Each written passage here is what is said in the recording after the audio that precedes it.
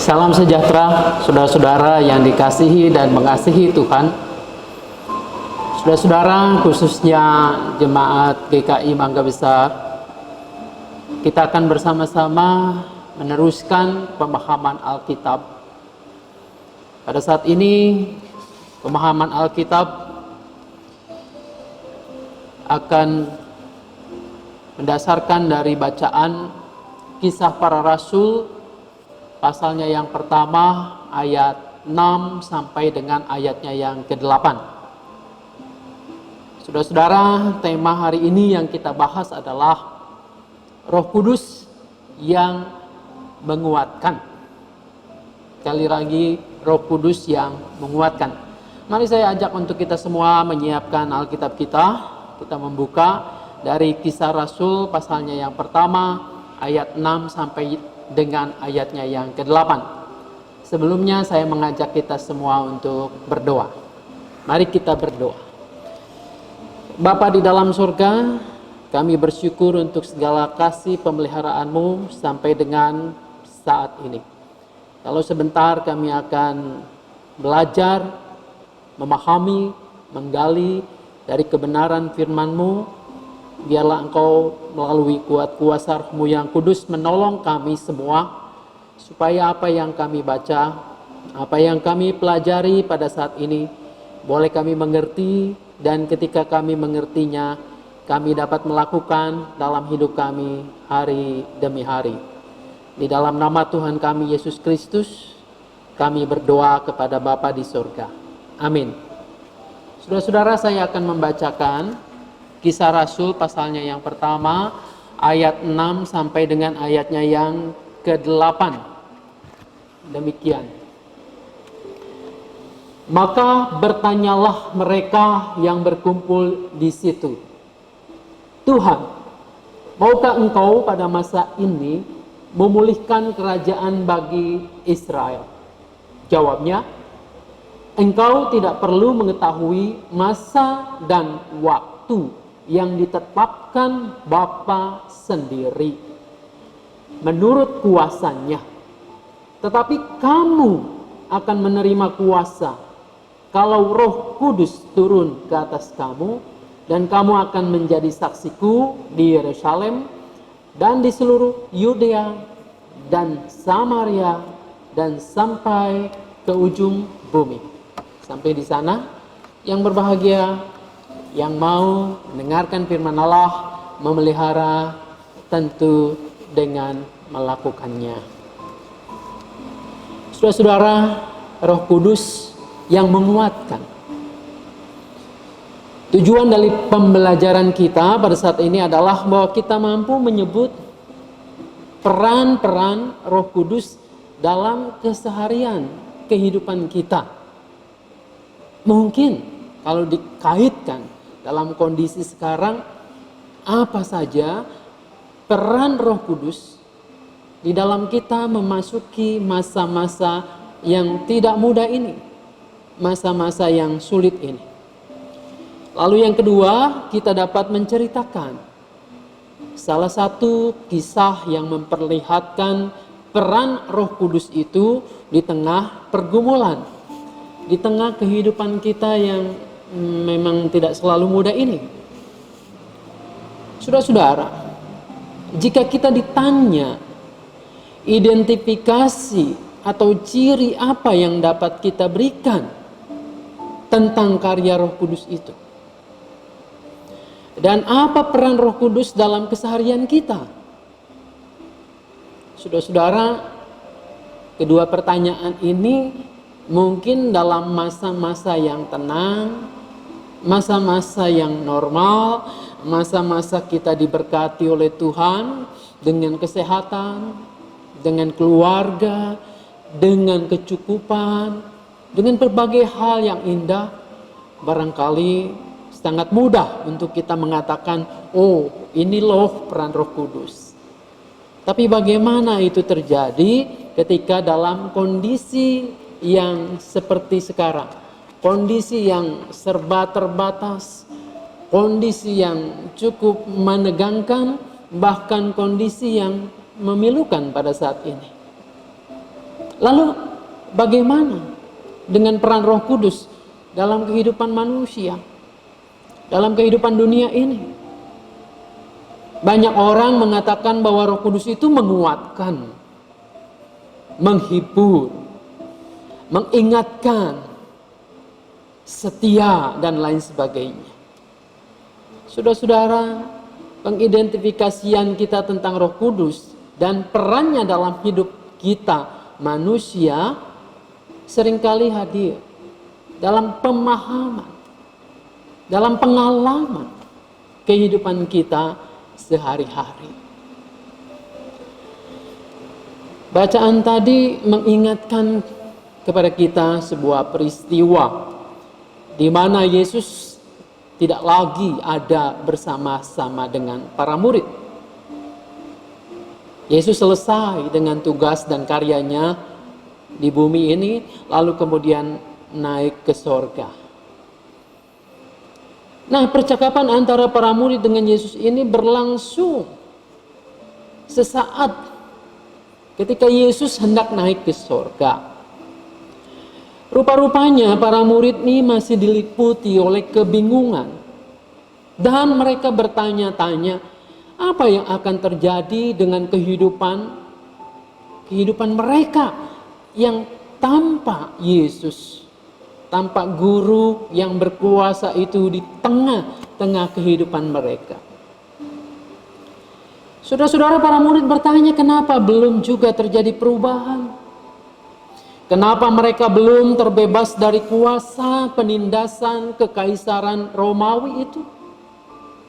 Bukankah kedatangan Yesus Kristus sebagai Sang Juru Selamat, Mesias itu hendak membebaskan mereka dari situasi yang sulit, situasi yang membelenggu mereka? Mengapa? Kini tiba sampai saatnya Yesus kembali ke sorga, toh situasinya tidak banyak berubah.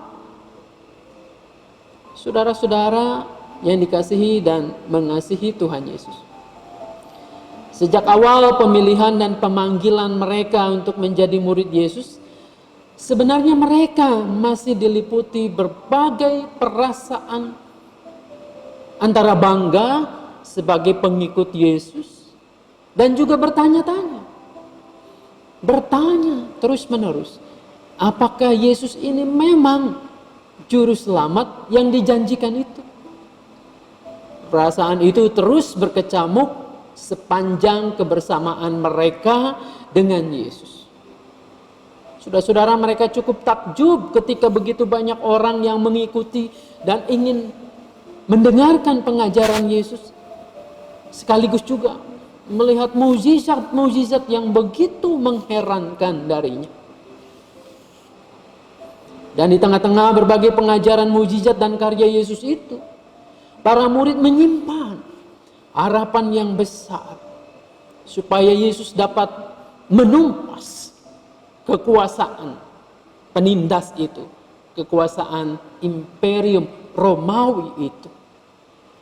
Saudara-saudara, inilah yang mereka tanyakan kepada Yesus ketika Yesus sesaat akan naik ke sorga ini. Kau sampai saat itu tidak ada perubahan. Saudara-saudara, kalau kita terapkan dalam hidup kita sekarang, mungkin barangkali kita juga sama seperti para murid Yesus itu, bahwa kita sering antusias melihat Yesus, mengikut Yesus, dengan berbagai karyanya yang bisa kita nikmati, yang bisa kita rasakan dalam sepanjang kehidupan kita. Tetapi giliran ketika tiba saatnya, pada saat-saat yang mendebarkan, yang menggelisahkan kehidupan kita, barangkali pertanyaan para murid juga sama seperti kita sekarang. Apakah benar bahwa Yesus itu Mesias yang dapat memulihkan segala sesuatunya, yang bisa membalikkan dengan segera keadaan yang sulit, yang mencekam, yang menderita ini dengan keadaan yang menyenangkan, keadaan yang lebih baik? Saudara-saudara, ini adalah pertanyaan manusia di sepanjang zaman. Pertanyaan para murid tentang waktu pemulihan tersebut ternyata tidak dijawab oleh Yesus secara langsung. Bahkan Yesus seolah-olah, tanda petik, menggantung harapan mereka dengan menekankan bahwa semua itu adalah wewenang Allah, adalah kuasa Allah sendiri. Saudara-saudara, mari kita simak nih ayat yang tadi kita baca. Ada hal menarik yang perlu kita perhatikan dari pemakaian dua kata yang diartikan dalam bahasa Indonesia itu dengan kuasa.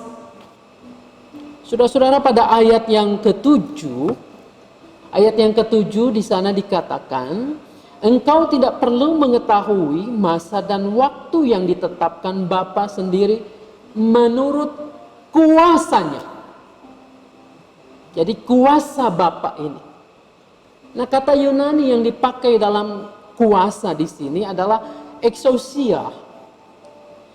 Exousia, saudara-saudara, itu berbeda dengan kuasa yang dituliskan dalam ayat yang ke-8. Sebab di dalam ayat ke-8 juga ada kata kuasa, yaitu ketika Roh Kudus diberikan kepada orang percaya, maka kita itu diberikan kuasa. Dalam ayat yang ke-8, kuasa ini ditulis dengan kata dunamis. Saudara-saudara, kelihatannya sama, diterjemahkannya sama dengan kuasa, tetapi ternyata punya makna yang sangat berbeda. Kuasa dalam ayat yang ke-7, kuasa Allah, yaitu exousia, seringkali disebut dengan kuasa yang absolut, kuasa yang sesungguhnya kuasa, yang hanya dimiliki oleh Allah sendiri, yang lain tidak ada. Saudara-saudara, kapanpun dan dimanapun ia dapat menunjukkan kuasanya. Jadi kuasa Allah ini, exousia ini adalah kuasa yang absolut itu. Jadi kapanpun Allah bisa untuk memulihkan keadaan. Saudara-saudara, kapanpun Allah sanggup dan bisa merubah keadaan. Hari ini, detik ini pun Tuhan bisa untuk memulihkan keadaan, membalikkan keadaan. Itu kita yakini sebagai Allah yang absolut. Nah, saudara-saudara, ketika para muridnya bertanya kapan waktu pemulihan itu, Yesus menjawab, itu exousia Allah sendiri yang bisa mewujudkan kapan saja. Dan kita tidak bisa mengintervensi yang absolut itu. Namun saudara-saudara, ada yang menarik. Selanjutnya Yesus menjanjikan kuasa dunamis yang akan diberikan kepada manusia melalui pencurahan Roh Kudus itu. Kuasa tersebut merupakan kuasa yang dinamis, yang tidak statis, yang tidak diam. Saudara-saudara, kuasa tersebut mendorong manusia untuk terus berkarya, memperbarui dan memulihkan keadaan sekitar seperti yang diungkapkan. Misalnya saja kita meminjam doa Fransiskus dari Assisi.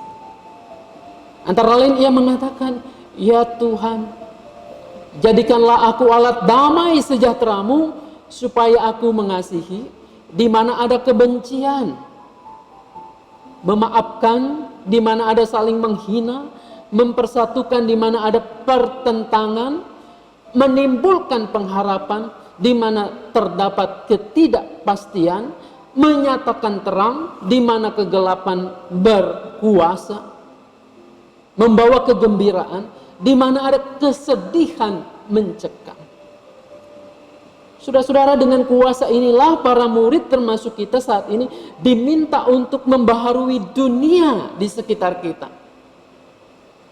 Jadi kita tidak tahu persisnya kapan Tuhan akan memulihkan keadaan ini. Tapi bagi orang percaya, Roh Kudus itu diberikan oleh Tuhan kepada setiap kita untuk mendatangkan dinamis, untuk mendatangkan kepada kita kuasa agar mampu berupaya dengan maksimal, agar tidak dikuasai oleh ketakutan, tidak dicengkam oleh kekhawatiran, tetapi mengubahnya, membuat daya kita tidak diam, tetapi dinamis, melakukan upaya, melakukan daya, supaya mendatangkan kebaikan. Jadi di sini peran Roh Kudus itu, bahwa Anda dan saya dimampukan, disanggupkan oleh Tuhan untuk menanggapi situasi yang tidak mudah ini dengan karya-karya yang nyata bagi dunia, dengan memberikan pengharapan yang tidak hanya bicara soal mimpi belaka, tetapi mewujud nyata dalam kehidupan kita sehari-hari. Saudara-saudara, menjadi pengikut Kristus memang tidak mudah. Kita diminta untuk mau berbeda dengan lingkungan kita. Artinya jika kita tidak disiplin, ya kita akan tergerus zaman ini. Ketika dunia di sekitar kita menampakkan hal-hal yang mungkin tidak sesuai dengan apa yang Tuhan inginkan, disitulah anak Tuhan harus menampilkan sesuatu yang berbeda, sesuatu yang baik, sesuatu yang bertanggung jawab. Saudara-saudara, perikop yang menjadi bahan perenungan kita mengingatkan kita bahwa tugas membaharui sekitar kita bukanlah melulu, oh ini tanggung jawab Allah atau tanggung jawab pemerintah, pemimpin-pemimpin, bukan. Tetapi mestinya dipahami ketika Roh Kudus itu diberikan kepada Anda dan saya, maka kesadaran untuk memulihkan dunia ini ada di pundak Anda dan saya. Karena Roh Kudus itu sudah melengkapi Anda dan saya. Saudara-saudara, karya kita adalah karya yang membaharui. Keterbatasan dan kelemahan kita janganlah membuat kita merasa tidak mampu untuk berperan sebagai garam dan terang dunia, sebagai orang-orang yang menginspirasi pada saat ini dalam kondisi yang sulit ini. Bahwa kehadiran Roh Kudus justru menguatkan kita bahwa kita mampu untuk berkarya di tengah-tengah segala keterbatasan kita. Saudara-saudara, saya kira itu. Jadi intinya dalam perikop yang kita baca ini, 3 ayat ini, menarik sekali bahwa murid-murid meminta sebuah pernyataan tanda kapan pemulihan terjadi. Tuhan Yesus hanya menjawab bahwa itu adalah exousia, kuasa Allah sendiri yang mutlak. Dan kita tidak perlu untuk intervensi itu waktunya Allah. Tetapi dengan demikian juga sekaligus pada saat yang sama, bukan berarti Tuhan melepas begitu saja. Tuhan sudah menitipkan kepada Anda dan saya dinamis, kuasa melalui Roh Kudus untuk berperan, untuk berkarya di tengah-tengah dunia yang sulit seperti ini. Oleh karena itu, dalam posisi yang seperti ini tidak ada tempat bagi umat Tuhan untuk selalu mengeluh, untuk mempertanyakan cinta kasih-Nya, untuk menggugat Tuhan. Tapi kita diminta untuk berkarya. Saudara-saudara yang dikasih dan mengasihi Tuhan Yesus, itu paparan saya mengenai tema kita pada saat ini, karya Roh Kudus dalam hidup kita. Namun ini PA, ada beberapa hal yang perlu kita dalami. Ada beberapa pertanyaan untuk diskusi kita. Saudara-saudara, sekali lagi saya mengingatkan, ini diskusi. Kalau Anda melakukan ini di rumah bersama-sama dengan anggota keluarga Anda, saudara dapat berbagi kisah, saudara dapat berbagi pendapat. Bukan hanya pendapat sendiri yang ingin didengarkan, tetapi dengarkanlah juga yang lain. Ada beberapa pertanyaan pengarah untuk kita diskusi pada saat ini. Mari kita simak. Yang pertama, hambatan atau tantangan apa yang saudara temui ketika ingin tampil beda dalam lingkungan Anda? Maksudnya beda bukan nyentrik, bukan eksentrik, tetapi beda ketika lingkungan Anda toleran sekali terhadap hal-hal yang mungkin salah, kekeliruan, dan yang seperti itu. Anda ingin tampil baik, Anda ingin tampil sesuai dengan firman Tuhan. Kira-kira tantangan apa yang akan Anda hadapi? Lalu yang kedua, ceritakanlah cara saudara mengatasi hambatan-hambatan itu. Bagaimana Anda mengatasinya? Yang ketiga, di tengah-tengah hambatan tantangan yang ada, sebutkanlah faktor pendukung yang memotivasi Anda untuk terus berjuang melakukan firman Tuhan. Saudara-saudara, ada kalanya di tengah kesulitan itu ada faktor-faktor yang mendukung. Anda bisa mengungkapkan apa saja yang mendukung Anda dalam kondisi yang seperti ini. Yang keempat, pembaruan apa yang ingin segera saudara lakukan di tengah-tengah pekerjaan dunia saudara saat sekarang ini, di tengah-tengah lingkungan kehidupan Anda? Adakah kerinduan untuk memperbaharui keadaan? Saudara-saudara, yang terakhir, ceritakanlah peran Roh Kudus bagi saudara, khususnya di saat-saat sulit seperti sekarang ini. Apakah Roh Kudus itu perannya yang menguatkan, yang menginspirasi, yang menolong itu Anda dapat rasakan pada saat ini? Kalau ada, silahkan berbagi, ceritakan. Itu saja. Saya tetap berharap Tuhan yang menolong memberkati kita semua. Amin. Mari kita berdoa. Terima kasih Bapa di surga, dalam kesempatan serba terbatas ini kami boleh kembali untuk menyimak bagian firman Tuhan. Biarlah firman-Mu ini tidak berlalu begitu saja, tidak hanya dibicarakan, tidak hanya didengarkan, tetapi merasuki seluruh kehidupan kami dan pada saatnya berbuah menjadi tindakan yang nyata dalam hidup kami hari lepas hari. Di dalam nama Tuhan kami Yesus Kristus kami berdoa kepada Bapa di surga. Amin. Sampai jumpa saudara-saudara. Tetap jaga lingkungan kita, kesehatan kita.